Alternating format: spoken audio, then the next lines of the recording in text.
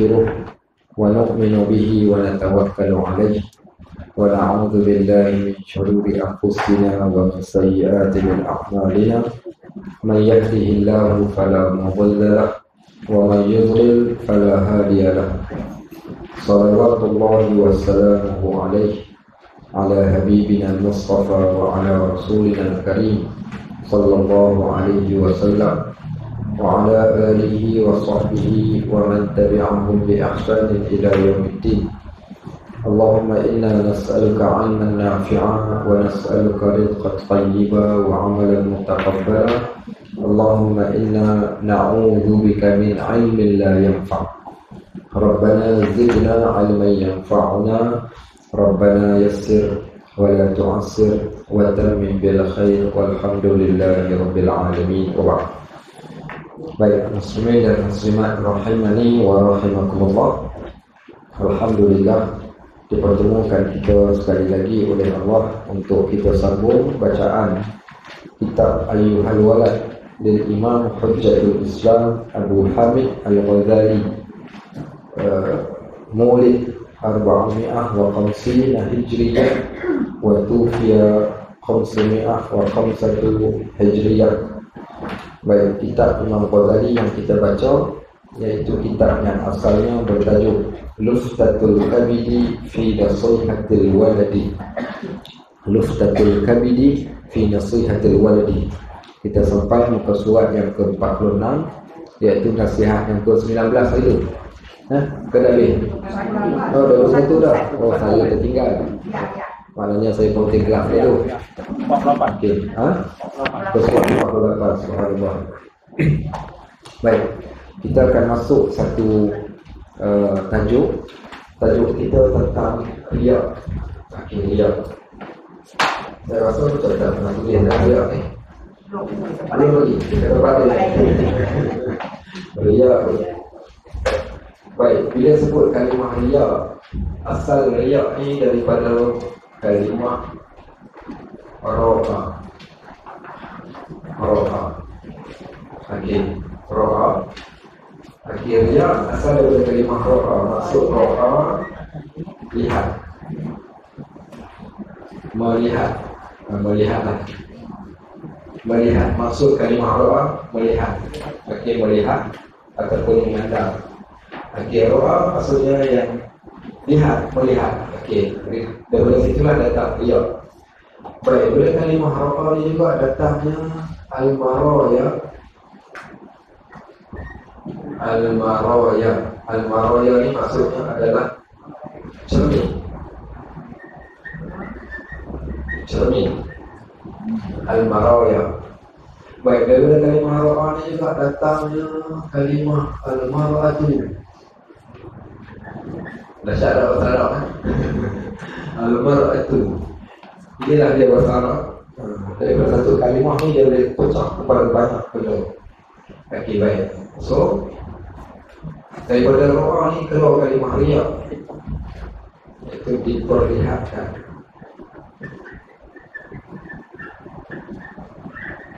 Okey, diperlihatkan. Al-mar'atu perempuan. Okey, siapa nampak apa yang saya nampak? Siapa nampak apa yang saya nampak? Okey, bila kita tengok perkataan asal kalimah roha, dia keluar daripada situ 1, 2, 3, 4 perkataan yang lain. Hasil hanya daripada satu perkataan saja. Dan keempat-empat ni semua menunjukkan pada fungsi dia ataupun maksud definisi yang tersendiri. Tapi asal daripada lihat saja. Asal daripada lihat. Yang kata uniknya bahasa Arab. Bahasa Arab ni dia tak sama dengan bahasa yang lain.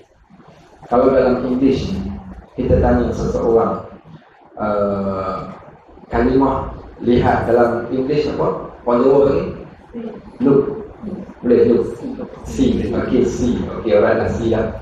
See ataupun look pandang tengok. See dah see. Okey, kalimah see. See itu daripada mana datang kalimah see? Ataupun macam mana boleh datang kalimah see itu? So dia akan cakap, kita this is a stupid question. You can't ask me like that. Mana boleh tanya perkataan tu kenapa dia namakan dengan see? Dan kita kata tak, bahasa Arab dia mesti ada reason. Uniknya bahasa Arab ni, setiap perkataan dalam bahasa Arab dia ada reason dia kenapa digunakan perkataan itu tadi. So, bila kita sebut kalimah ra'a ni, yang pertama maksud melihat. Dan kalimah riya datang dari kalimah ra'a ni, iaitu diperlihatkan sesuatu yang ada pada kita. So, diperlihatkan sesuatu yang ada pada kita, asalnya lihat, jadi riya. Kemudian daripada kalimah ra'a juga jadinya al-mar'a yang cermin. Apa maksud cermin? Tengok juga, kita tengok dia, kita nampak balik tentang diri kita, cermin. Datang dari kalimah ra'a juga, al-mar'a ya. Dan menariknya, al-mar'ah datang dari kalimah ra'a, tengok. Perempuan ni bukan betul, satunya perempuan jalan sikit dia tengok cermin, jalan sikit dia tengok cermin. Mak cakap bukan perempuan lain. Okey, so kalimah al-mar'ah ni diambil juga daripada kalimah ra'a. Yang pertama, al-mar'ah ni adalah sesuatu yang dilihat oleh semua orang akan suka tengok perempuan. Sehingga kan dalam Islam sendiri pun, Islam berikan ayat pada orang lelaki, wa qul lil mu'minin yaghuddu min absarihim wa yahfazu furujahum, katakan pada lelaki yang beriman tundukkan pandangan mata. Maksudnya yang melihat perempuan. Maksud menunjukkan bagaimana Allah pilih kalimah ini dan uniknya kalimah.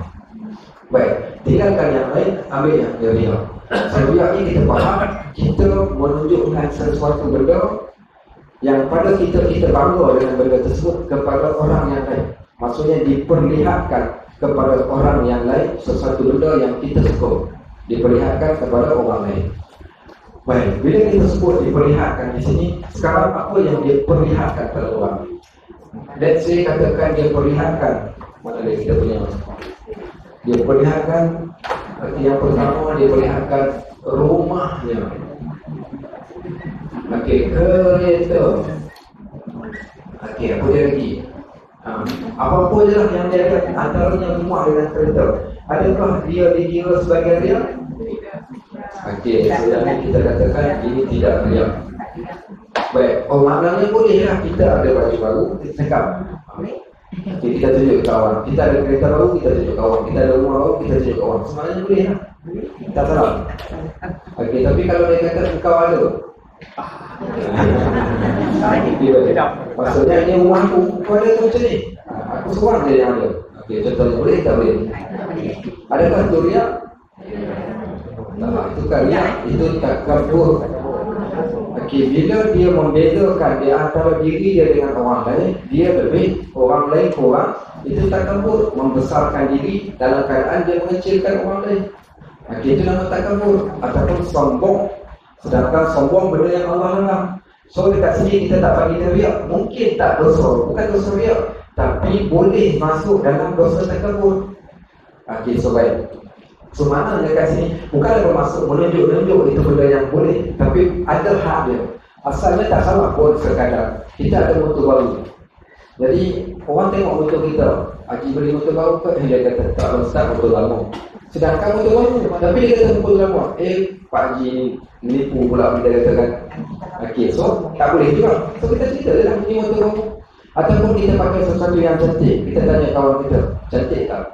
Okey, kawan kita kata cantik, kita pun berbangga, masih lagi dalam bab yang dibenarkan. Sebab tu kalau kita buka bab takabur, ada satu hadis Nabi SAW sebut dalam, nanti kita ringkasan dari Rasulullah itu kita akan jumpa Nabi mendefinisikan takabur. Bila sahabat tanya, ya Rasulullah, adakah kami yang memakai baju baru, kami yang memiliki harta sekian-sekian, dinamakan kami juga orang yang takabur? Nabi kata tidak. Takabur itu adalah orang-orang yang mengetahui akan kebenaran tetapi mereka menolaknya. Salah satu takabur. Maksudnya dia rasa dia mungkin tak sesuai dengan benda baik itu, jadi dia tak buat. Itu takabur. Takabur yang kedua, memandang orang lain rendah dan dirinya lebih besar dan lebih hebat berbanding dengan orang yang lain. Seumpama iblis, khalaqtani min narin wa khalaqtahu min tin. Engkau jadikan aku daripada api dan engkau jadikan dia daripada tanah. So aku lebih mulia daripada dia. Aku bila ada perbezaan dia jatuh dalam bab takabur. Tapi sekadar kita panggil kawan kita datang ke rumah, nak tunjuk lansir kita, fashion baru, lansir baru, sekadar nak tunjuk.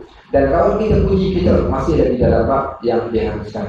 Selagi mana tidak masuk di dalam bab membezakan di antara kita dengan orang yang lain. Baik, okay, itu satu bab. So Sebenarnya riak ni dalam apa? Riak ni iaitu menunjukkan sesuatu kelebihan dalam perkara ibadat. Okey, dalam perkara ibadat. Maka bila cerita memperlihatkan dalam perkara ibadat, yang ini akan masuk di dalam bab riak. Baik. Okey, so contoh ibadat apa?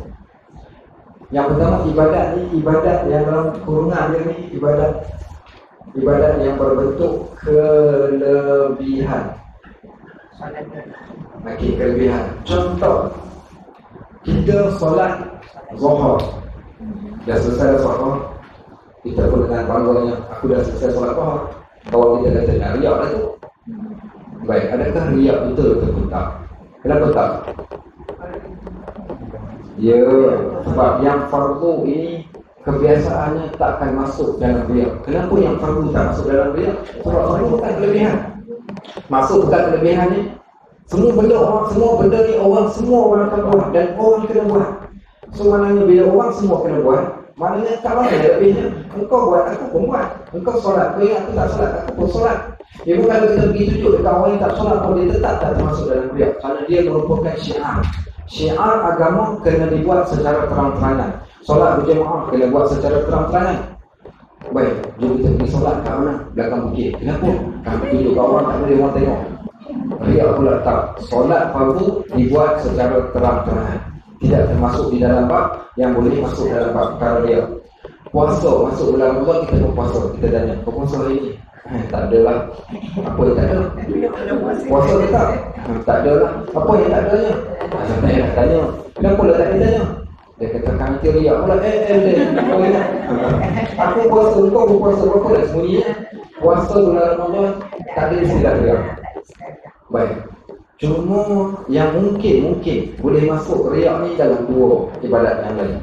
Haji dengan apa? Haji dengan zakat. Okey, haji dengan zakat kemungkinan boleh masuk dalam elemen riak ni.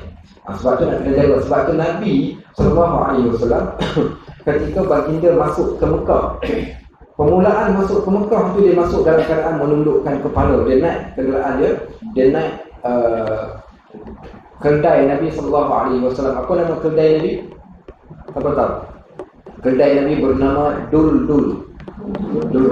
Okey, nama kedai dia Duldul. So dia masuk dengan Duldul ni dalam keadaan dia tundukkan kepala. Okey, kenapa tundukkan kepala? Masuk dalam keadaan merendah diri. Siapa pun masuk ke Mekah, masuk dalam keadaan merendah diri satu. Yang kedua, Nabi SAW membacakan doa ketika masuk ke Mekah. Doa apa yang Nabi baca? Iaitu doa yang berbunyi, Ya Allah, jauhilah aku daripada riya'an wa sum'atan. Aku masuk dalam keadaan tawaduk dan jauhilah diri aku ni daripada penyakit riak dan juga sum'ah. Masuk riak ketika masuk ke Mekah. Bukankah kita bila kita rasa bangga kita dapat pergi haji, orang lain tak dapat pergi? Kerana dia belum mau tu kelebihan juga haji ni. Sebab orang yang ada kelebihan saja boleh pergi. Kalau orang yang tak cukup duit, dia tak boleh pergi. Sebab tu kena jaga juga dalam bab ni, walaupun dia adalah yang fardu. Sama juga dengan zakat. Sebab tak semua orang keluar zakat. Ada orang yang tak berkemampuan keluar zakat. So dia tetap masuk dalam bab kelebihan. Maka setiap benda yang merupakan kelebihan, maka di situ boleh masuk bab riak. Semua benda yang lebih boleh masuk bab riak. Sebab tu kita kata setiap orang yang mempunyai kelebihan ni dia akan dihinggapi dengan beberapa penyakit. Ada 4 penyakit. 4 penyakit ni akan hinggap pada orang yang ada kelebihan. Penyakit pertama yang paling bahaya, penyakit takabur. Penyakit yang kedua, riak. Okey, penyakit ketiga, sum'ah. Penyakit yang keempat, ujub. Okey, baik, ini 4 penyakit ni akan terkena kepada orang yang mempunyai kelebihan. Orang yang ada kelebihan ni biasanya dia dapat 4 penyakit ni. Bukan dia dapat, boleh dihinggapi 4 penyakit. Mungkin ada, mungkin tak ada. Baik, takabur, riak, sum'ah, ujub. Dalam banyak-banyak ni yang mana paling bahaya sekali? Dia kau ujub. Kenapa ujub banyak? Sebab paling senang. Ujub mungkin paling senang. Ya, ujub paling senang kena. Tapi tidak, maksudnya Walaupun dosa, tapi ada yang lebih dahsyat dosa dia. Yang mana yang paling dahsyat dosa? Yang paling 4 penyakit ni 1, 2, 3, 4. Yang mana yang paling kritikal, paling bahaya sekali dia punya membuat. Takabur. Kenapa takabur? Iblis dilaknat oleh Allah punca kerana takabur. Bukan dia. Iblis dilaknat oleh Allah kerana takabur. Sebab tu disebut di dalam hadis, la yadkhulunal jannah, takkan masuk ke dalam syurga man kana fi qalbihi, siapa yang ada kat dalam hatinya misqala khardalin minal kibir, walaupun sebesar zarah pun takabur itu ada dalam jantung hati dia, dia takkan masuk syurga. Ni yang kata takabur ni, bahayanya orang yang takabur. Baik. Next, yang kedua bahaya adalah riya. Kenapa riya? Riya ini masuk di dalam bab syirik. Riya ni dia masuk di dalam bab syirik. Kenapa riya ni masuk dalam bab syirik? Kerana riya ini adalah sesuatu benda yang orang yang buat ibadat tapi bukan untuk Allah. Untuk siapa? Untuk manusia. Sama macam orang yang syirik lah. Orang yang syirik dia beribadat, dia menduakan Allah. Sama juga dengan orang yang riya, dia menduakan Allah ketika beramal. Dia buat ibadat bukan untuk Allah tapi untuk manusia, diperlihatkan pada manusia.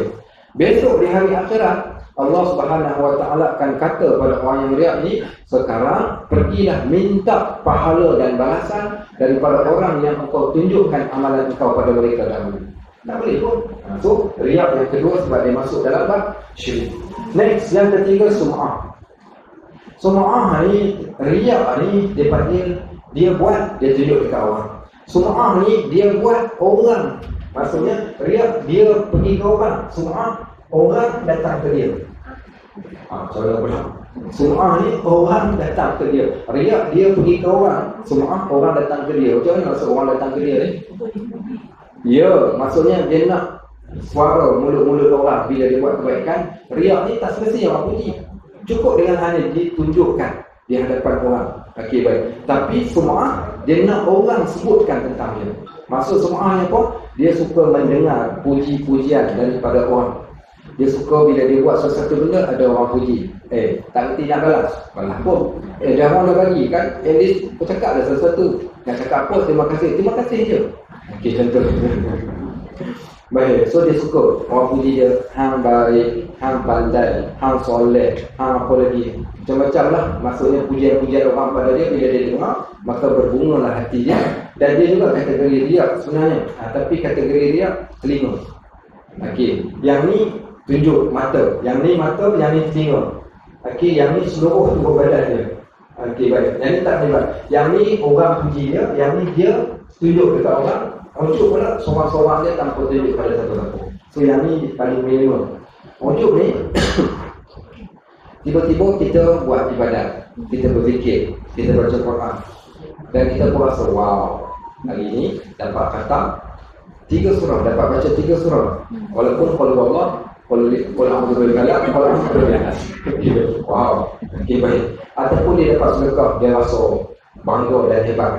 Okey, maka ujub ni rasa takjub dengan kemampuan diri dia. Kenapa penyakit ni bahaya? Bukankah Ustaz, kita dah buat baik, kan mestilah kita rasa kepuasan, kita rasa seronok.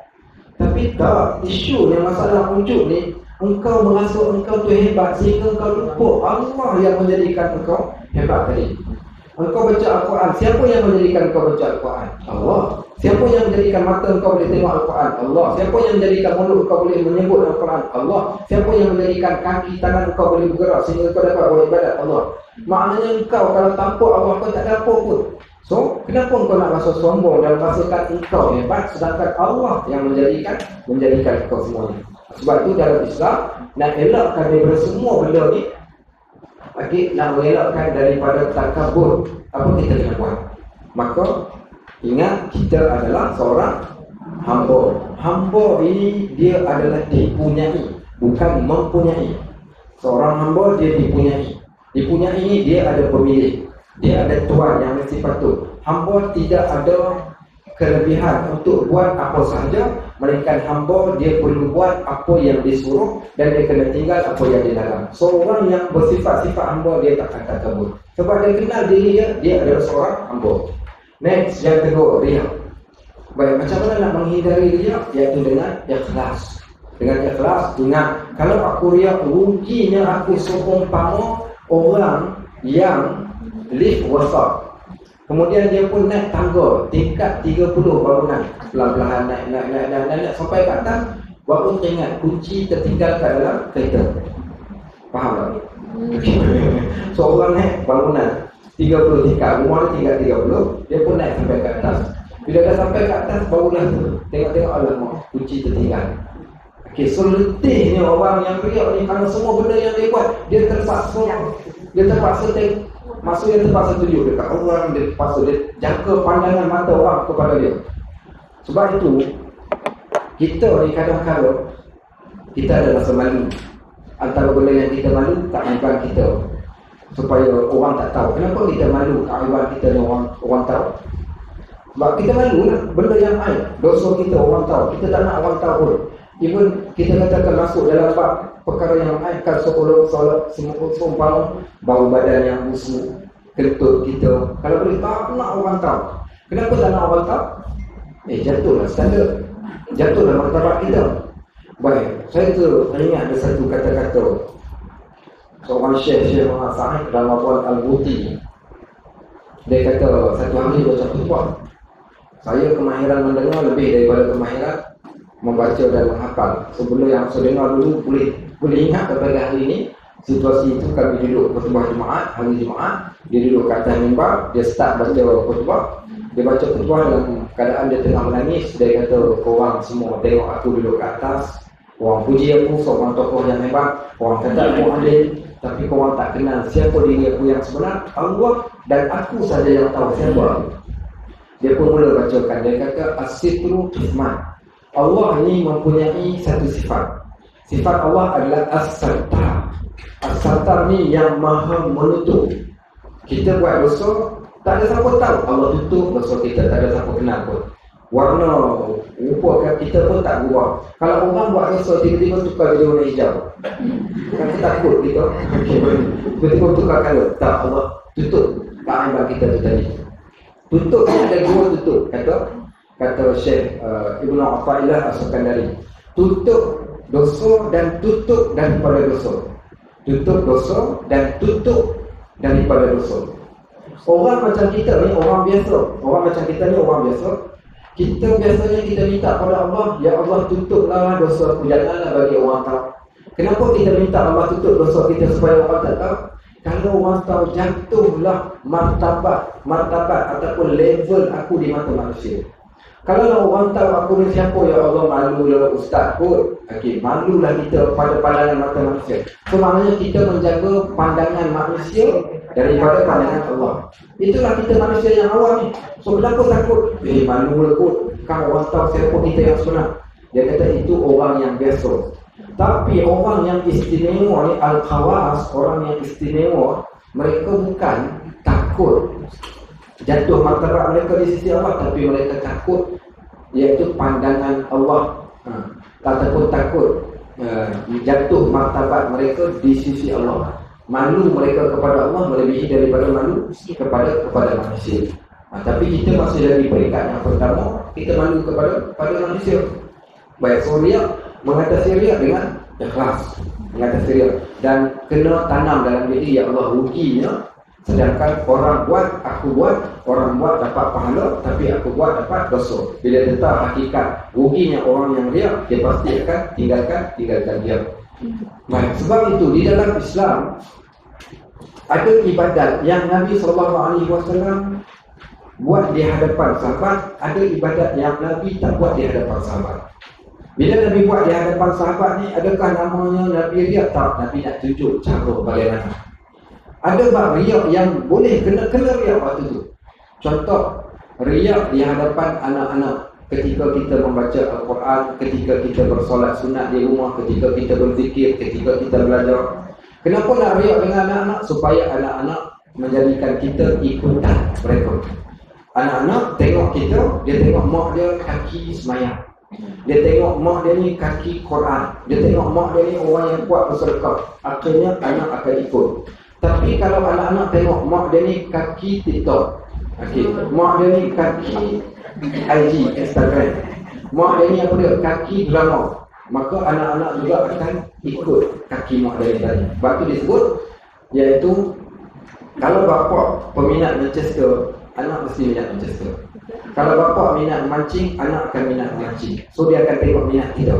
Sebab tu dalam bab ni dibenarkan riak antaranya guru kepada murid, tujuan supaya menjadi ikutan.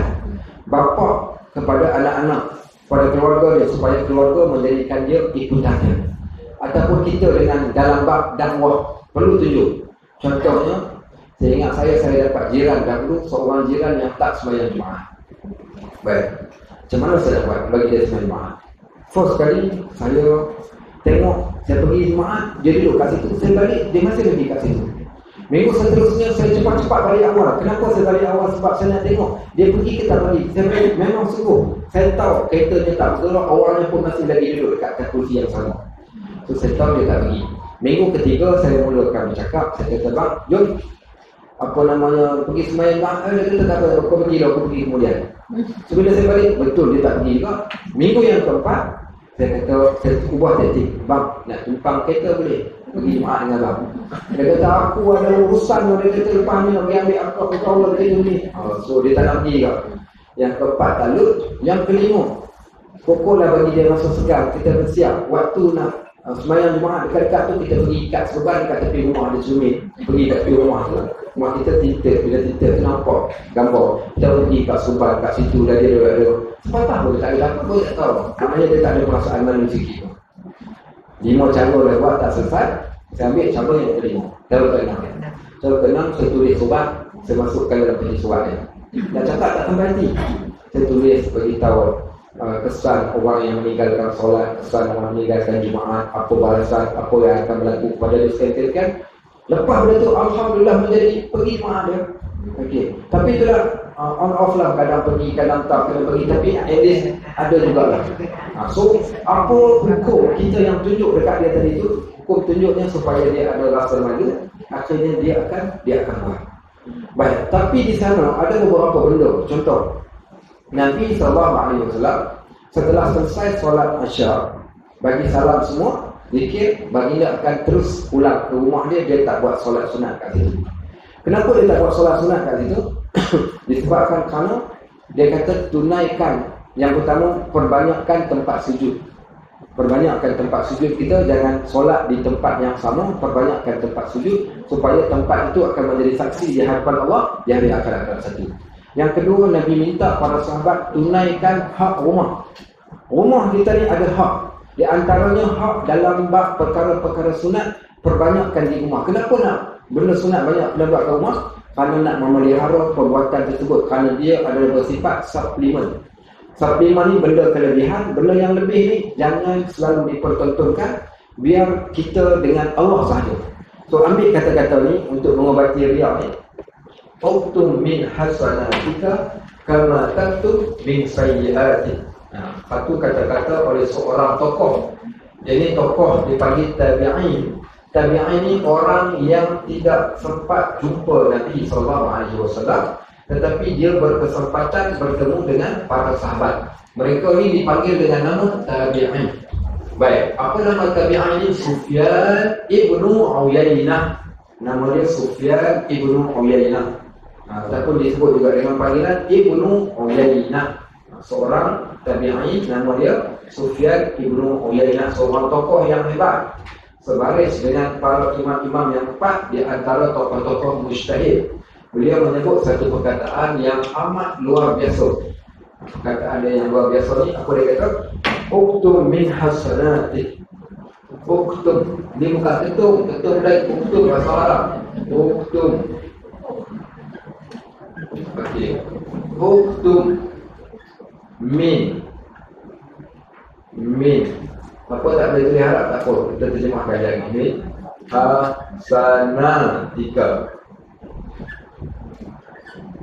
hasanatika kama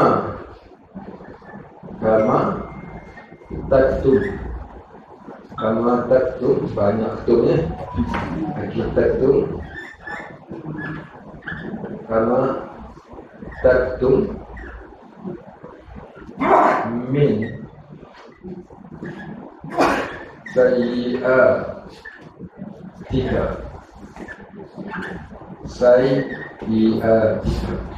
Uktub min hasanatika kama taktub min sayyi'atika. Baik, apa maksudnya? Sembunyikan kebaikan kamu. Sembunyikan setiap daripada kebaikan yang kita buat. Sembunyikan kebaikan kamu. Macam kamu sembunyikan, seumpama kalian sembunyikan keburukan ataupun dosa. Sembunyikan kebaikan macam kamu sembunyikan dosa. Bila orang buat dosa, dia mesti nak sembunyi. Tak nak orang tahu pasal dosa dia. Saya cerita bila boleh subuh pagi semalam, tak mana saya cerita, buat tak ingat. Ada seorang perempuan lecturer sama dengan saya lah dekat U. Dia ni belajar di US. Jadi dia memang tak ada kesempatan budak yang pandai belajar, akademiknya bagus. So dia lebih ke akademik, kurang dari segi agama. Pergi belajar di US sampai degree master, balik. Bila dia balik ni, dia tak ada kesempatan nak belajar ilmu agama sampailah dia berusia 40 tahun macam tu. Timbul kesedaran ni nak belajar agama, tapi tak tahu kat mana nak mula, di mana tempat, siapa gurunya. Teringin nak ubah diri, nak ubah jadi orang yang baik. Nampak macam aku ni banyak buat benda lama, banyak buat dosa. Aku nak bersihkan diri, nak jadi orang yang baik. Mula nak mencari ilmu yang dia banyak tinggalkan. Baik, apa berlaku dekat dia? Tak tahu. Satu hari ni pergi makan dekat satu kedai makan area Melaka ni, Bukit Beruang ni. Dia ternampak seorang perempuan pakai pudar. Okey, pakai niqab. Okey, dia pun dalam hati dia mesti ustazah. Okey. Perempuan pakai niqab, dia kata ni mesti ustazah punya. Baik. Jadi dia pun berani-beranikan diri, Assalamualaikum ustazah. Kawan tu pun takkan nak kata, saya bukan ustazah, dia jawab salam dia. Waalaikumsalam warahmatullahi. Ustazah nak tanya, saya ni suka lah tengok orang pakai pudar semua, belajar agama, tapi saya tak tahu kat mana tempat saya nak belajar. Boleh tak? Saya nak ikutlah. Ustazah ni kalau ustazah boleh ajar, ataupun ustazah boleh tunjukkan kat saya kat mana tempat nak belajar. Si perempuan dia pun cakap kat dia, boleh. Kami belajar dengan tu guru kami, nama sekian-sekian, tapi bukan kat sini, kat satu tempat. Kalau awak nak join, dia anukan, boleh. Tapi rahsia dengan cerita kat orang. Okey, dia pun tak apa lah, maknanya benda-benda baik ni betul tak kena rahsia tak cerita. Okey, rahsialah dia. Janji dengan perempuan ni nak jumpa esok, dia bawa naik kereta, pergi ke satu tempat, turun, naik kereta lain pula, pergi pula ke satu tempat, bertukar kereta 2-3 tempat. Sampai dia pun dah tak tahu dekat mana. Akhirnya dibawa masuk dia ke satu tempat kawasan hutan, dalam hutan. Baik, bila ditanya kenapa jauh sangat, dia kata biasalah barang baik, dia kata macam ni. Tak apa, pergilah belajar, jumpa dengan tok guru tu. Dia kata ni lah tuan guru kami, tuan Syekh sekian-sekian nama. Tuan guru tu pun kata, okey, kami, siapa yang nak belajar dengan kami, semua yang ada ni semua orang bersih-bersih, orang baik-baik lah tu. Jadi sebelum nak belajar, kita kena bersihkan dulu daripada dosa-dosa. Okey, kita bersihkan dulu daripada dosa-dosa. So, macam mana tu guru nak bersihkan dosa? Okey, awak kena listkan apa dosa yang awak pernah buat. Kejap lagi kita kira. Setiap dosa ada kifarat dia. Kifarat tu maknanya awak kena tebus dengan bayar duit. Baik, tak apalah dia pun senaraikan lah. Betul kan? Betul. Semua dosa yang dia buat dia senaraikan, yang dia ingat. Senarai. Tu guru tu pun kira-kira dia kena bayar, seingat saya dalam lingkungan sekitar RM20,000. Sebab nak tebus dosa dia tadi. Dah memang dah tanya, dia pun memang tak tahu. Dia ingat itu betul lah. Tak apalah. Bayar duit lagi tu, dah mula belajar. Bila mula belajar tu, orang kalau waras ni dia tengok benda yang pelik, mesti terdetik. Sampailah satu hari tu, ada orang bagi tahu dia, kata ada kelas saya mengajar dekat Akrab Bukit Beruang tu, dia pun try datang. Kali pertama dia datang, terus dia datang jumpa, dia ceritakan apa yang dia belajar sekian-sekian. Saya kata awak ada salah pilih kawan dan salah pilih guru. Guru ataupun kawan yang awak pilih itu memang bukan bawa awak ke jalan yang baik, bahkan jalan ke yang baik tu. So dalam bab ni, dosa kita tak perlu pun untuk nak diceritakan. Ada orang datang jumpa, saya berkenalan dengan seorang lelaki, datang cerita sambil menangis. Selepas saya cerita pasal topik neraka kat satu tempat, selesai mengajar dia datang menangis. Ustaz, saya nak bagi tahu, menangis. Dia kata tak apa, relax. Apa Haji nak cerita sebenarnya? Dia kata, Ustaz, saya banyak dosa. Okey Haji, kita Islam, agama Islam, kita bukan Kristian. orang Kristian dia pergi dekat padri, beritahu dosa dia, padri itu akan ampunkan dosa dia. Saya tak boleh ampunkan dosa orang haji. Haji pun tak payah cerita pun dekat saya apa dosa yang haji buat. Okey, cuma kalau tanya saya buat dosa macam mana saya nak buat, itu mungkin saya boleh guide nak taubat macam mana sikit-sikit. Dia tapi dia kata saya nak cerita, kalau saya tak cerita saya tak buat. Dia cerita, dia kata dia jadi driver lori arak dan dialah yang hantar arak ni ke semua kelab-kelab malam di sekitar Melaka dan kedai-kedai yang jual arak ni, dialah yang hantar. Kerja dia driver arak. Daripada dia muda sampailah dia berkahwin dan anak-anak yang dah besar, anak dia pun dia hantar masuk sekolah tahfiz. Dia kata hasil daripada duit arak itulah dia kata dia. Jadi bayangkan tengok, cuma saya puji dia ni disebabkan dia buat dosa tiap-tiap hari. Dia bertaubat pada Allah tiap-tiap hari. Dia kata saya bangun di tengah malam, saya buat solat taubat, saya menangis, saya menyesal. Agak rasa sedia dengan kita, kenapa lagi baik? Okay, kenapa dia lebih baik? Dia buat dosa itu, tapi dia tak masuk bertaubat. Cuma saya kata sebenarnya taubat ni bukan taubat saja, tapi kena tinggalkan dosa yang kita perbuatkan tu tadi. Tapi poinnya begitulah. Bayangkan kalau jumpa orang yang salah, so kita tak payah cerita dosa kita dekat orang, dosa sembunyikan. So macam mana kita sembunyikan dosa, macam itulah kebaikan kita pun sembunyikan. Supaya apa? Supaya kita tak termasuk dalam bab yang dinamakan dengan bab riya. Baik, jom kita tengok apa kata pengarang kitab. Qala al-musannif rahimahullah, kata pengarang kitab ni, inilah yang sampai setahun dah kita baca kitab. Lama now jalannya pelan dan jalan. Okey, mengajar sejam baru baca sebalik. Tak boleh pelan-pelan nak boleh. Nasihat yang ke-21. Okey, hakikat riya. Wahai anakku yang tercinta, guru-guru, tokoh-tokoh ni, tokoh guru, mereka menganggap anak murid ni seumpama anak. Sebab tu dipanggil anak, walaupun mungkin pada usianya adalah berbeza. So makna anak di sini iaitu wahai anak muridku yang kucintai. Nabi SAW juga, dia ketika dia mengajar kepada para sahabat, dia akan menggunakan cara ruhama ubainahum, berkasih sayang sesama mereka. Sehingga Anas, tidak Nabi panggil kepada dia Anas, Nabi panggil dengan satu panggilan, ya Unais. Apa makna ya Unais? Wahai Anas yang kukasihi. Bila Nabi nak panggil para sahabat. Muaz bin Jabal radhiyallahu anhu, Nabi panggil dia dengan berkata, ya Muaz, inni la uhibbuk. Wahai Muaz, aku sayang dekat kau. Kemudian Nabi ajar dia. So kalimah-kalimah macam ni menjadikan anak murid tu rasa dia dihargai dan rasa mereka ni dikasihi oleh guru, dan menyebabkan dia dapat hafaz ilmu yang disampaikan oleh guru, kerana guru ni dia mengajar dengan kasih sayang. Ada satu tempat saya mengajar kat Melaka lah. Jadi lama lah mengajar kat situ, tapi kadang kalau dia guru pun manusia, kadang ada dia terasa hati kan. Kita ada satu hari itu saya terlambat, adalah 5 minit ke 10 minit dia call. Ustaz kat mana ni? Kita orang dah tunggu dah lama dah ni. Apa namanya? Ustaz selalu datang. Dia cakap memang betul pun kita selalu datang lambat. Tapi kita datang lambat bagi anak murid relax dulu baru kita datang.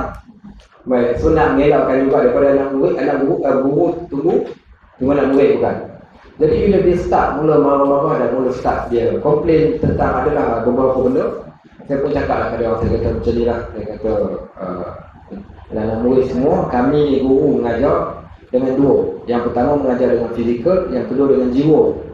Ada guru dia mengajar fizikal sahaja, tapi jiwanya tak ada, sekadar datang nak mengajar, habis masa dia akan keluar, yang tu guru yang biasa, dia akan dapat sedikit imbuhan dan cukup.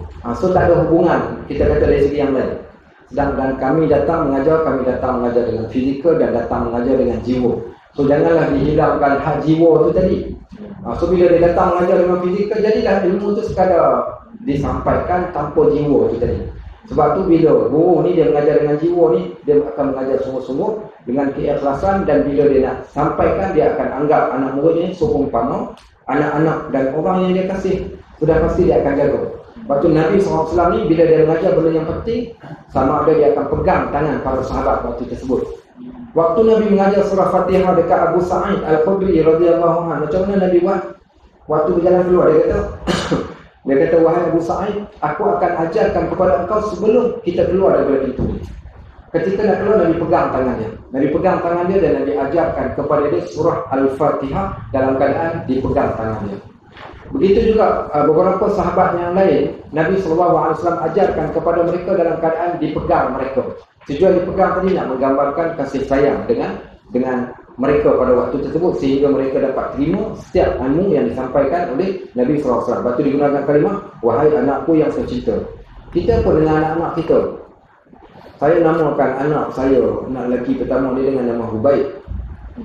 Hubaib ni maksudnya yang dikasihi, yang amat dikasihi dan dimanjai. Maksud kalimah Hubaib tu. Tapi sungguhlah orang ni, macam mana kita namakan, macam itulah jadi. Ya Allah, dia punya manjanya. Terlebih manja pula, sikit-sikit menangis, sikit-sikit menangis. Baik. Sama juga kalau dia tengah menangis, dia tengah mengamuk, kita lagi marah, lagi lah dia buat panggil. So macam mana nak buat? Nak kena pergi peluk, nak kena pergi usap, barulah dia. Itu yang kata manusia. Rimau hak garang tu, kalau dijaga, dibelai dia, jadi apa rimau tu? Rimau boleh jadi kawan tak? Kalau manusia tak boleh jadi kawan. Orang seteruk Umar Al-Khattab boleh jadi orang yang lembut jiwanya. Bagaimana nak kita katakan manusia dia boleh jadi jahat selama-lamanya? Tak. So kena dengan caranya, pasti orang yang keras itu pun dia akan jadi lembut. Antaranya dengan kata-kata. Baik, so apa kata dia? Dan engkau juga bertanya kepadaku tentang riak, wahai anak muridku. Maka riak itu sebenarnya lahir daripada rasa membesarkan makhluk. Maksud membesarkan makhluk ni, benda yang kita buat tu adalah benda yang bersifat fana, akan hilang. Semua benda yang ada di alam ni semuanya bersifat fana, akan binasa, akan hilang. Yang kekal hanyalah Allah. Yang kekal hanyalah amalan yang kita buat tu tadi. Tapi semuanya akan rosak, binasa. Tapi kalau kita katakan seseorang tadi tu buat sesuatu benda kerana kemegahan apa yang ada di dunia, supaya orang katakan, panggilkan dia dengan soleh, ataupun mungkin dia akan dapat sesuatu benda, semua benda tu bersifat makhluk dan makhluk akan hilang. Dan dia kata riak itu benda yang kamu membesarkan sesuatu benda yang tidak kekal pun. Kenapa kamu nak besarkan? Sedangkan yang patut kalian besarkan adalah benda yang kita nak kena jaga tu yang kekal. Baik, satu contoh. Tuan-tuan siapa yang pernah belajar kitab hikam? Kitab hikam. Nama kitab tu kitab hikam. Siapa pernah belajar? Ada kat sini? Ada? Okey, kitab hikam ni di antara kitab lama. Pengarangnya Ibnu Athaillah As-Sakandari. Saya kena menghafal kitab ni, kami menghafal daripada kulit ke kulit, setiap rumahnya kami hafal. Dan saya mengajar di Akrab tahun 2016, satu jilid. Kitab tu 2016, Jumaat ni baru khatam. 2016 sampai 2023 betul?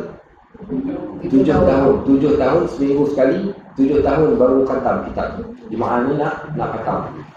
Baik, dalam kitab tu ada satu hikmah. Hikmah ni di antara hikmah, banyak-banyak hikmah. Hikmah tu yang paling terkesanlah pada hati kami para pelajar ni. Apa kata Ibnu Athaillah? In aradta an takuna laka 'izzun la yafna. Kalau kamu nak sesuatu kemuliaan yang tidak hilang. Semua orang nakkan kemuliaan, kelebihan. Okey, kalau kita tanya kat sini, nak cantik tak? Makcik-makcik semua nak. Okey, ustaz ada jual satu produk ni nama produk Kusaku jadi gebu. Okey, nak beli tak? Contohnya kita nak jual. Mesti nak beli. Betul ke ustaz? Cuba sapu tengok. Sapu jadi gebu terus. Okey, mesti orang nak. Kenapa nak? Sebab benda yang boleh menjadikan sesuatu yang lama jadi baru. Baik, so kata Ibnu Athaillah, in aradta an takuna laka 'izzun la yafna. Kalau kamu nak sesuatu kemuliaan, sesuatu kelebihan yang tidak hilang, maksudnya dia akan kekal bersama dengan kamu sampai bila-bila tak akan hilang. Fala tasta'izanna bi'izzin yafna. Kalau kamu nak sesuatu benda yang kekal, jangan minta pada Allah benda yang tidak kekal. Kalau nak benda yang kekal, janganlah minta benda yang tidak kekal. Bahasa mudahnya, kalau nak benda yang kekal, kemuliaan yang kekal, jangan minta kemuliaan yang tidak kekal. Apa kemuliaan yang kekal dan apa kemuliaan yang tidak kekal? Dia cerita orang yang mengharapkan sesuatu daripada Allah. Dia tahu Allah boleh bagi. Bila Allah boleh bagi, dia nak daripada Allah. Tetapi nak ni tersebut, orang yang beriman dia tahu apa yang diperlukan, bukan apa yang dia ingin, apa yang dia perlu. Kalau apa yang kita ingin, semua benda kita nak. Tapi apa yang kita perlu adalah kebiasaannya benda yang kekal, itulah yang menjadi keperluan.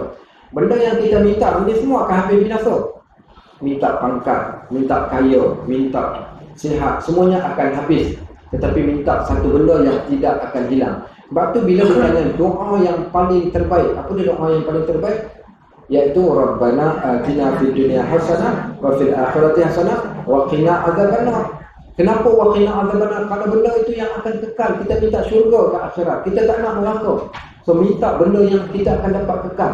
Minta apa? Minta selamat di hari akhirat.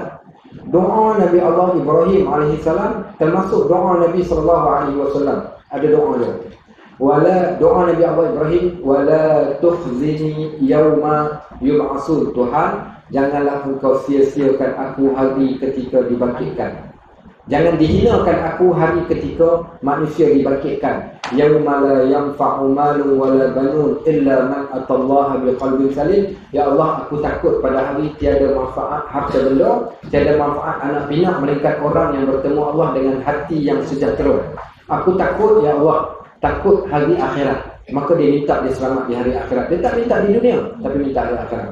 Nabi SAW ketika Nabi nak tidur, Nabi letak tangan dekat pipi, baginda akan membacakan doa, Rabbi qini azabaka yauma tab'atsu ibadat. Tuhan, selamatkanlah aku hari ketika engkau bangkitkan hamba-hambamu. Maka mereka orang yang soleh ni, mereka minta benda yang bersifat kekal, dan mereka tak akan minta benda yang akan binasa. Sebab tu bila kita tengok orang yang riak ni, sebenarnya dia melakukan sesuatu benda yang akan binasa. Membinasakan dia, membinasakan amalan yang dia buat. Rugi kita penat bangun malam, penat berpuasa, penat habiskan duit, tapi benda yang kita habiskan tidak menjamin kebahagiaan kita di hari akhirat. Hanya kat dunia pun, kadang kalau kat dunia pun orang menyampok.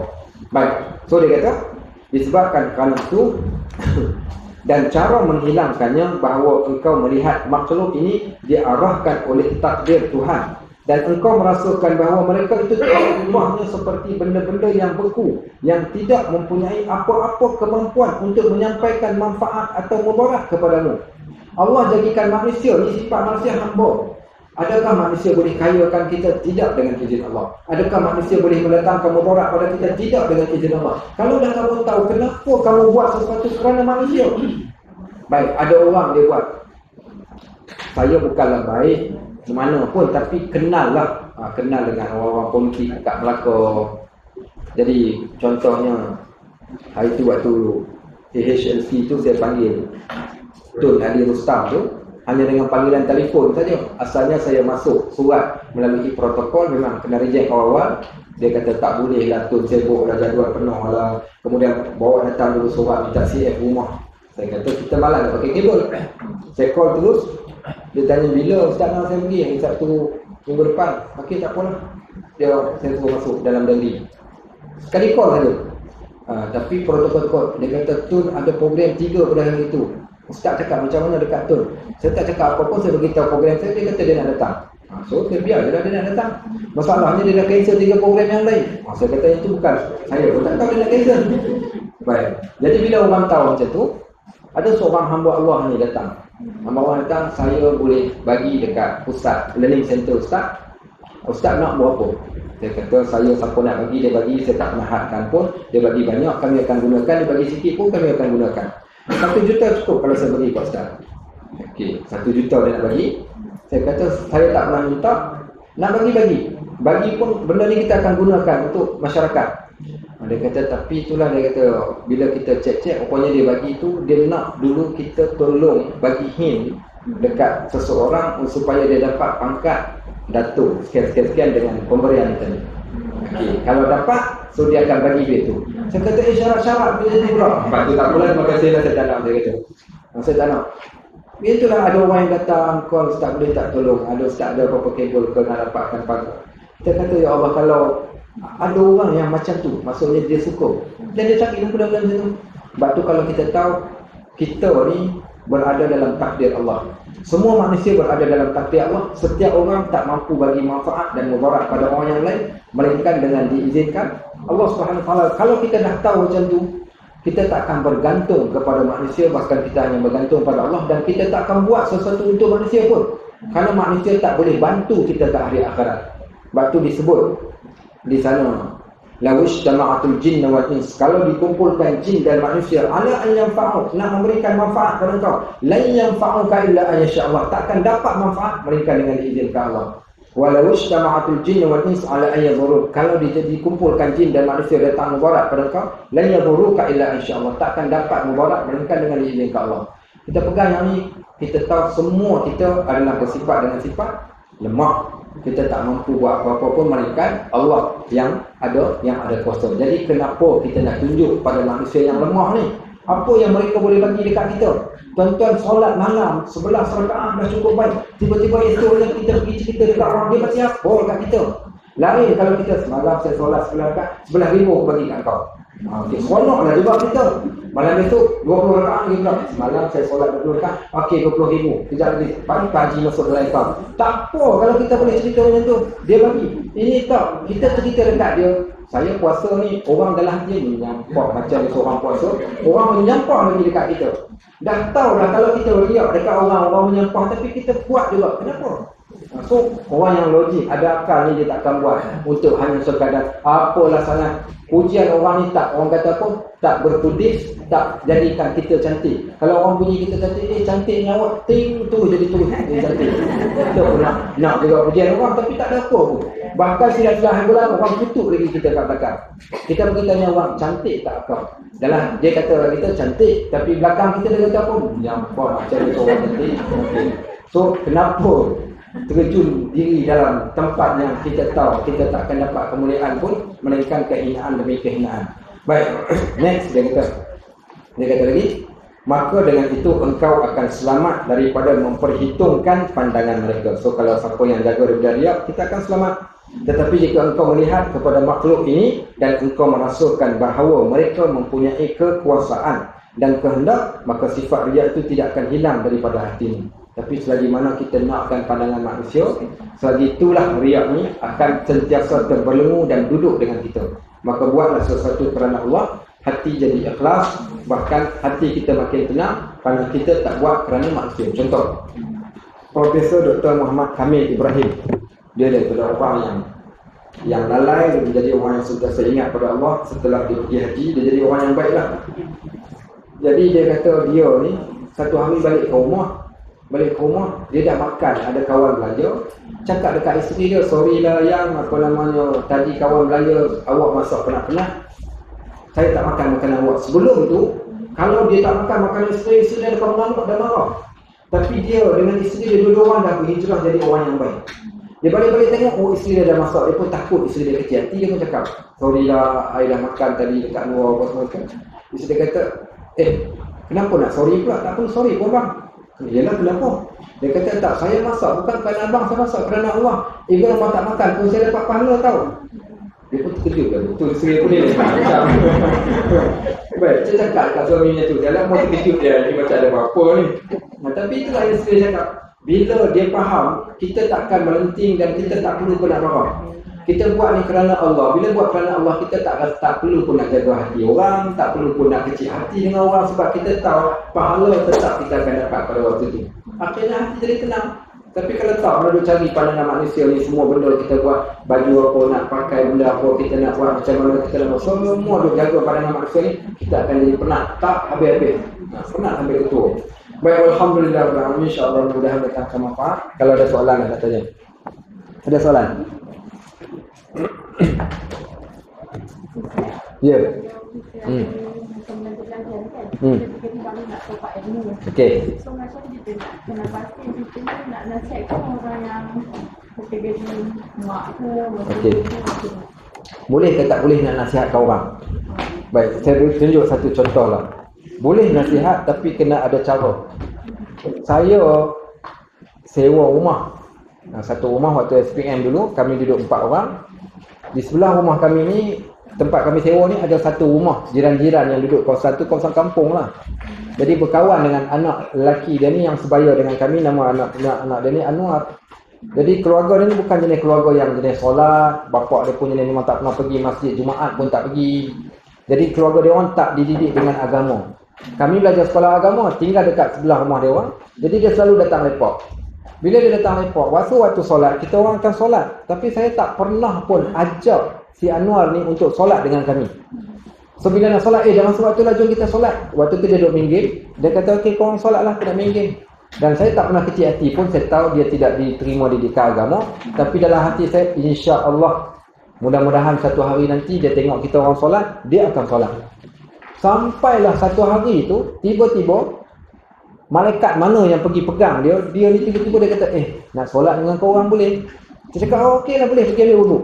Dia ambil wuduk, dia pun datang solat dengan kita orang, solat asar waktu tu, solat berjemaah. Selesai solat, dia kata malam-malam korang duk pergi surau duk pergi masjid ni. Dia kata, yo, ada apa kat masjid? Ada kuliah. Kau nak join je lah malam ni kita pergi. Malam ni Ustaz best. Nama Ustaz tu Ustaz Bukhari. Ustaz Bukhari ni pula dia mengajar topik pasal nikah. Okey. Dia kata, okey aku join lah. Bawa lah dia pergi kelas pertama dia masuk, kawan saya ni. Ustaz tu cerita bab nusyuz. Dia kata mana-mana perempuan keluar daripada rumah tanpa izin daripada suami dia akan jadi nusyuz. Mana-mana perempuan yang tak tutup aurat, suami dia biarkan suami dia masuk dalam kategori dayus. Suami dia dayus. Tak apa, kita pun biasa dah dengar benda tu, tak ada rasa apa. Tapi orang yang kali pertama dengar ni, dia turut absorb benda tu, dia pegang. Dayus, suami biarkan isteri keluar rumah tak tutup aurat. Nusyuz, seorang isteri keluar rumah tanpa izin suami. Dua poin ni dia pegang. Dia balik ke rumah, tidur malam, pagi besok dia balik rumah dia dah. Sampai tengah hari macam tu, saya dengar ada seorang orang datang mengamuk, panggil kat depan rumah kita orang. Najib, kau turun sekarang juga. Dia kata, apa hal dah ni? Kita pun keluar-keluar, rupa-rupanya mak dia datang. Mak dia kata, kau jaga mulut kau jangan aku adalah maksud jaga mulut kau tu jangan jahat. Saya kata apa makcik? Dia kata, kau tanya aku, kau cakap apa? Kau tahu tak Anwar cakap apa dekat aku disebabkan kawan dengan korang? Rupa-rupanya anak dia ni, dia dapat satu ilmu, dia terus balik mengajar mak dia. Okay. Mak dia tanam pokok bunga depan rumah tak pakai tudung. Agak-agak dia cakap apa kat mak dia? Mak dia tak pakai tudung, tengah tanam pokok bunga depan rumah, dia kata, mak tahu tak, mak nusyuz sebab keluar rumah tak minta izin bapak pun dayus biarkan mak keluar rumah tak tutup aurat. Okey. Terus dia cakap, mak ni marahlah anak datang tegur dia. Mak dia terbaling dia dengan batu, mak dia halau keluar daripada rumah. Last kali bila ditanya, dia disiasat, dia kawan dengan kita orang yang bawa pergi tempat tu. Marahlah dia. Dia kata, kau salah cara ni. Benda yang disampaikan tu betul tapi salah cara. So kalau salah cara macam tu dah jadi. Sebab tu tak salah menegur, tapi kena tengok situasi dan kedudukan kita, tempat kita macam mana. Siapa yang kita nak tegur. Yang kedua, ada 3 cara. Sama ada yang pertama dengan kuasa, yang kedua dengan mulut, yang ketiga dengan hati. Sekiranya kita orang yang berkuasa, orang yang kita nak tegur berada di bawah kekuasaan kita, waktu tu kena tegur dengan kuasa. Masuk kuasa ni tak kisahlah apa saja yang boleh dibuat. Kalau pukul lah. Contoh anak tak solat. Mak tak nak solat hari ni, tak apa, kau tidur je lah, besok je lah kau solat. Kita tak boleh. Tak boleh kau kena solat, tak nak solat. Sebelum aku cubit, sebelum aku watan, baik kau solat. Itu sebab bawah kekuasaan dia. Baik, yang kedua, orang yang mungkin kita tak ada kuasa tapi kita boleh cakap, kawan-kawan, aku ni nak tolong tak boleh lebih-lebih, tapi aku sekadar boleh cakap je lah kat kau, kita ni dah tua lah kot, sudahlah, jom kita tinggal, dosa kita dah makin banyak, kemudian kebaikan tak kurang, apa kata jom kita ikut. Yang tu kita boleh cakap, kawan-kawan, cakap lah. Baik, yang ketiga, kita tahu kita ada seorang yang dia ni macam rimau punya garang dia, pantang dia tegur, tidak-tidak muka kita pun dia cakap. Siapa nak kata, ya Allah, aku tak ada kuasa, ya Allah, cuma aku mampu doakan dalam hati, ya Allah, aku tak reda yang dia buat, mudah-mudahan kau bagilah hidayah pada dia. So kena buat macam tu.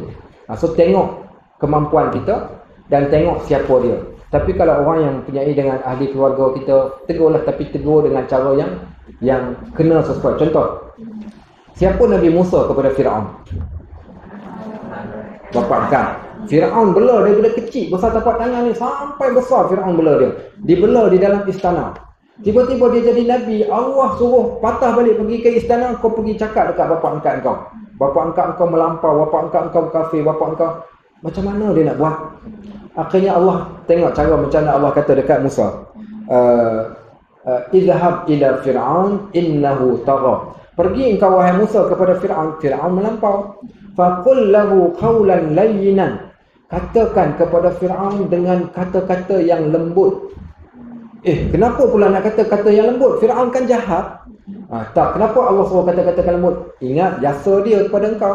Dia bapak angkat engkau, dia bela engkau daripada kecil. Engkau tak boleh cakap sembarangan dengan dia. Berkatalah kepada dia dengan perkataan yang lembut. Walaupun Fir'aun Allah minta Musa bercakap dengan perkataan yang lembut. Ini kan pula orang yang kita nak tegur bapak kita.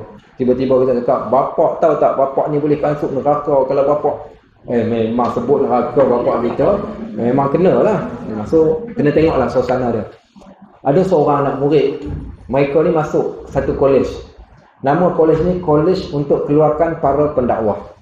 Kolej ni ada dua masa dia, satu 6 bulan teori, 6 bulan lagi praktikal. Seorang anak murid yang cerdik ni, bila dia dah belajar teori, dia rasa dia dah cukup pandai, dia dah boleh pergi berdakwah. Dia kata, saya tak nak praktikal lagi, saya nak terus keluar pergi berdakwah. So guru dia kata, jangan, tak habis lagi, praktikal dulu. Dia kata, tak apalah, nak terus pergi. Dia pergi kat satu kawasan orang ahli sesat. Khatib, tok guru dia orang ni tengah menyampaikan syarahan di atas tempat dia. Dia bangun, dia kata, tuan-tuan sekalian, tok guru kalian ni adalah tok guru yang paling sesat sekali. Orang yang macam ni akan begitu sekian-sekian. Tok guru tu hanya cakap satu patah perkataan, tak cakap mulut pun.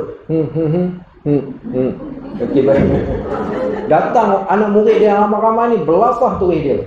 Okey. Lepas tu dia balik dalam keadaan cedera. Tu dia katakan, aku cakap teori kena gabung dengan praktikal. Okey, bukan teori saja kau dah boleh pergi. Kau tengok cara macam mana pula aku berdakwah. Tok guru dia pergi dan akhirnya tok guru dia bercakap sehingga menjadikan akhirnya dapat dakwah tadi tu sampai. Pelik cerita, dakwah tadi tu sampai. Sebab tu dakwah ni bukan sekadar cakap. Dakwah ni kadang-kadang tak perlu bercakap pun. Saya jadi warden di sebuah international college di Negeri Sembilan. Pelajar bercampur lelaki dan perempuan, couple-nya tak payah cerita lah. Maghrib dekat taman tu penuh. Dalam longkang, atas pokok, dalam kereta, tepi, paku bunga. Saya pergi cerita dekat rektor college. Dia kata, Ustaz, kalau kita nak ambil tindakan, tu bukan kerja kita lah Ustaz. Dia orang datang belajar, dia bayar yuran cukup. Kalau Ustaz nak peduli benda-benda macam tu, jenuh kita. Tu bukan tanggungjawab kita, biarkan dia orang je. Dalam hati saya, benda mungkar depan mata, takkan tak cegah. Saya pergi dekat surau, saya cakap kepada budak-budak, siapa yang pakai, yang ada jubah, bawa jubah. Siapa yang ada serban, pakai serban. Siapa yang ada tasbih, pakai tasbih. Nak buat apa Ustaz? Kau jangan tanya, malam besok aku cerita. Dapat beberapa orang, saya pecahkan 3 orang berjalan, pakai serban, pakai jubah, bawa tasbih. Saya suruh dia orang jalan, pergi dekat kawasan Taman Bunga ni, berjalan, tak payah cakap. Jangan tegur apa pun, semua yang korang tengok, semua cobaan. Dia orang lalu kawasan tu, bayangkan tengok. Orang pakai serban, lalu kot Taman Bunga, hak kapal-kapal ni duduk, hak atas motor, start motor jalan, yang dalam longkang keluar, yang atas pokok turun. Semua bukan tinggal. Sebab tengok orang pakai serban, masuk taman. So saya kata tampak, dakwah ada kala tak perlu pun bercakap, cukup sekadar kita pertontonkan, kita tunjuk, ni pun dah dikira memadai lah. Wallahu a'lam bishawab. Okey, itulah cerita dia. Okey. Jadi riak dalam bagi kita buat badan tegak. Ya, faham. Dia sebenarnya riak ni adalah penyakit hati. Riak ni dia bukan bercerita kau, aku riak ni kali ni. Tak. Okey, riak ni dalam hati, penyakit hati. Dan memang tak ada siapa pun tahu. Dan tujuan kita belajar ni, lupa saya nak sebut. Tuan-tuan, tujuan kita belajar bab riak ni bukan nak suruh kita pergi cek kawan kita ada riak ke tak. Tak. Tujuan untuk kita. Kita dengan Allah saja yang tahu. Manusia tak tahu dan tak boleh kita nak hukumkan seseorang ni riak ataupun tak. Kerana dia riak tu dalam hati. Sebab tu Nabi SAW sebut, nahnu qaumun, kami adalah orang nahkum bi zawahir. Kita hanya boleh hukum pada benda yang zahir. Wallahu yatawalla bisarair. Allah saja yang boleh hukum apa yang ada kat dalam hati orang. So, tapi kita sendiri boleh jadi. Macam mana? Contoh dia jadi riak. Kita masuk masjid. Masuk masjid, semua orang ada hari Jumaat kan, kita pun letak kunci motor, letak dompet duit, letak handphone. Baru nak angkat takbir, setan datang. Dia kata, kau ingat sebelah kau tu imam. Okey, belakang kau ada ustaz. Kau nak kena semayang elok-elok, kau jangan semayang macam kat rumah kau yang laju tu. Okay. So kita pun semayang dengan khusyuk. Sebab apa? Sebab orang-orang yang ada tu tadi. Tiba-tiba waktu dah angkat takbir, kita teringat balik, ini setan ni tadi ni.